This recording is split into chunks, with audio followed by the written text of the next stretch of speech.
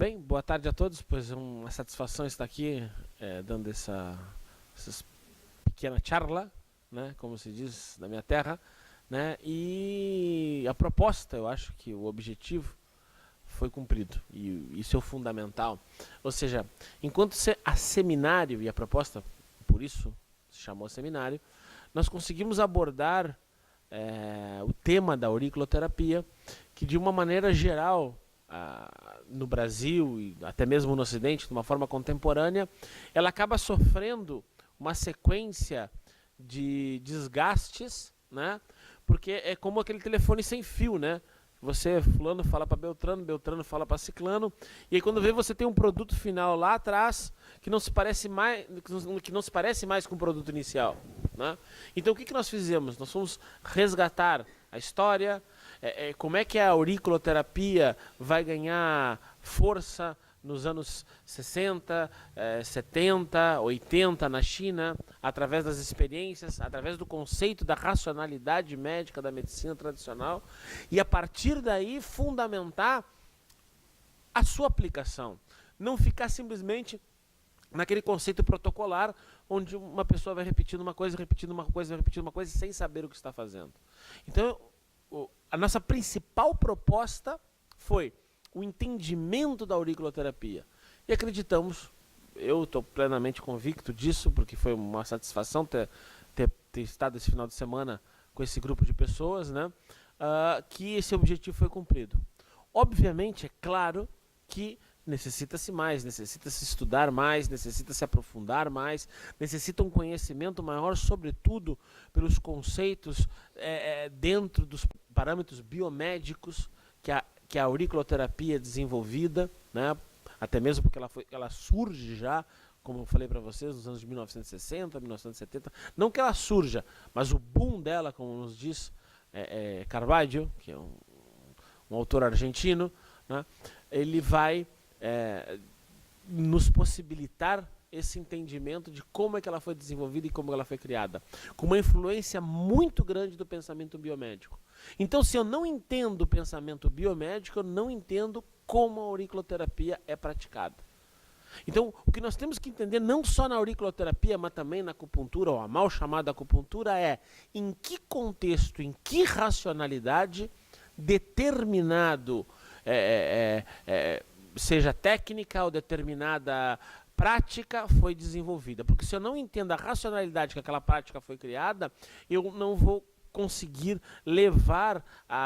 o máximo da sua eficácia da sua operação, ou seja, da maneira com que ela pode ser transmitida ao paciente. Por isso foi fundamental nesse seminário de hoje, desse final de semana, a presença da doutora Samantha, que na verdade ela nos traz, com a sua formação em medicina ocidental, todo um conhecimento que nos permite entender melhor ainda a racionalidade com que a auriculoterapia foi desenvolvida na China, já não como acupuntura, já não como o Zenjiushi, ou seja, já com o pensamento do que hoje nós conhecemos, ou que vai ser difundido pelo mundo pelos próximos anos, e isso é o que tudo indica, o conceito de medicina tradicional chinesa. Você vai falar aí sobre a sua contribuição, como é que você viu essa questão da aurícula?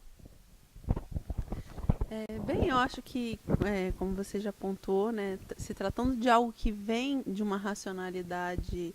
já biomédica, né, especificamente, ela tem uma complexidade muito importante, que obviamente, quanto mais a gente estuda,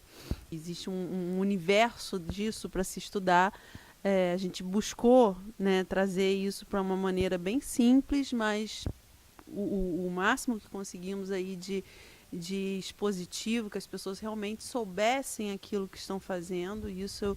eu acho que é um ponto importante, né, da gente ter consciência das coisas que a gente faz, para que a gente tenha responsabilidade com as coisas que a gente faz, e não propague simplesmente conhecimentos sem que a gente esteja apropriado realmente daquele conteúdo, né? E isso é uma coisa que a gente vem construindo, não só nesse seminário, mas há muito tempo, e a gente busca construir essa ideia justamente disso que o professor fala com bastante ênfase sobre o contexto que aquilo está inserido, porque Muitas vezes há uma tendência de pegar as coisas como se fossem partes isoladas, né, em qualquer área, e elas não são partes isoladas, o indivíduo não é uma parte isolada, nada é uma parte isolada, tudo está dentro de um todo maior, e se você entende aquele contexto que faz parte, uma técnica ou um tratamento, ou seja lá o que for, certamente te permite entender melhor qualquer desdobramento e até mesmo criar critérios no indivíduo, à medida que ele realmente entende o que ele está estudando, criar critérios para que ele mesmo possa se desenvolver como ser humano, para que ele possa desenvolver o que é natural, eu acho, em cada indivíduo, com aquilo que ele se apaixona, que ele estude, que ele sempre busque mais, né? É como mostrar um pouco um universo, e como a gente faz muitas vezes na nossa vida de maneira geral, e todos estamos acostumados a conviver com crianças, e é isso, né? Esse despertar a algo novo para aquele indivíduo, e que isso, poder se apaixonar como a gente se apaixona por tudo isso, e a partir disso a pessoa ir atrás, enfim, poder vislumbrar muito mais do que só um pouco do que é possível muitas vezes a gente aceder, mas que a gente sempre esteja correndo atrás, sempre esteja estudando mais, buscando mais, e, enfim, com isso, obviamente, se nutrindo, engrandecendo e podendo contribuir melhor para, enfim, nesse caso que estamos falando de terapias, obviamente para a saúde do ser humano de uma maneira global. E enquanto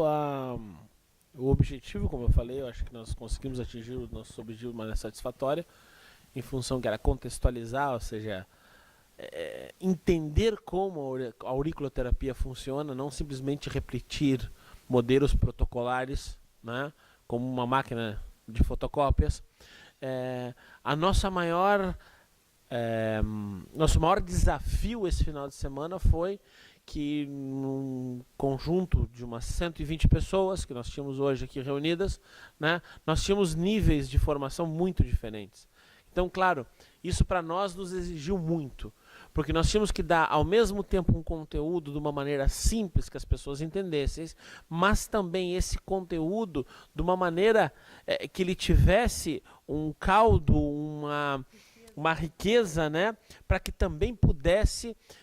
aportar aos que já dominam outras técnicas como a acupuntura, porque nós tínhamos, por exemplo, alunos assistindo esse curso com 15, 20 anos já de acupunturista, de formação em acupuntura, né? E pessoas que estavam recém entrando nesse meio da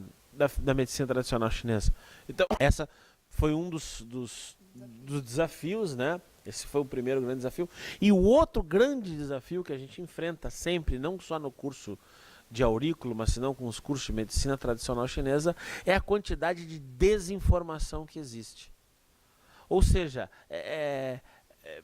muita desinformação na medida em que os conteúdos disponíveis são de uma qualidade muito ruim desde o ponto de vista biomédico. Muitos livros escritos em auriculoterapia, em acupuntura, onde os conceitos biomédicos, os conceitos biológicos, de fisiologia simples, não estão bem fundamentados, sem falar nos próprios conceitos da medicina tradicional chinesa. Ou seja, hoje qualquer um é capaz de inventar qualquer coisa e se auto-otorgar o acupunturista, o médico ou terapeuta. É isso, espero que tenham gostado, porque nós adoramos estar com vocês. Bem, pois já seguiremos juntos aqui com o canal, com a Fernandinha, que está desenvolvendo toda a nossa parte de comunicação com a escola, e um beijo grande para todo mundo.